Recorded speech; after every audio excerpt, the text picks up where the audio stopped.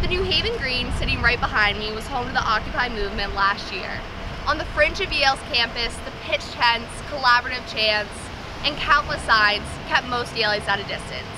However, a few students, one being Martina Crouch, decided to venture inside the green and immerse herself within the cause. The thing with Occupy is it was open to the educated and the uneducated. It was open to everyone. So people were going to be there with misinformation. People were going to be there with lots of information that was correct. So there were constantly information sessions. There were these things called forums that they would host, and they would essentially be circles of people that would all, depending on what you wanted to learn about, you'd go to a different circle, but people would just sit in these circles and learn. We want everything to be agreed upon by consensus, so that's the only way to make decisions, the absolute only way.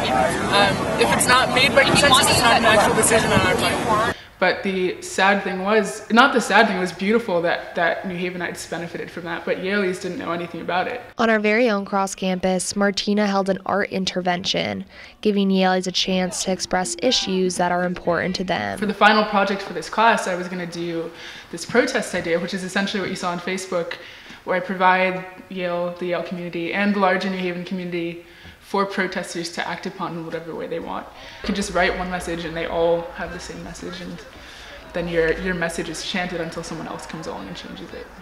Her eagerness to give Yaleys a voice is inspiring, but Yale's administration may be a bit more reluctant to welcome this activist spirit. I went through this long approval process, which ended up with a no, because the original idea involved this presence of fake blood, and it was more about the tracking that would happen. So people walking through this fake blood and tracking it around Yale, and it would kind of demonstrate a bystander effect. There's a certain filtering, yeah, that happens, and I think it made me understand more why maybe there aren't as many actions going on, because it can be really difficult to organize. To see another example of art and activism, visit the School of Art's Green Hall exhibit, currently showing Occupy-inspired artwork for the movement's 1-year anniversary.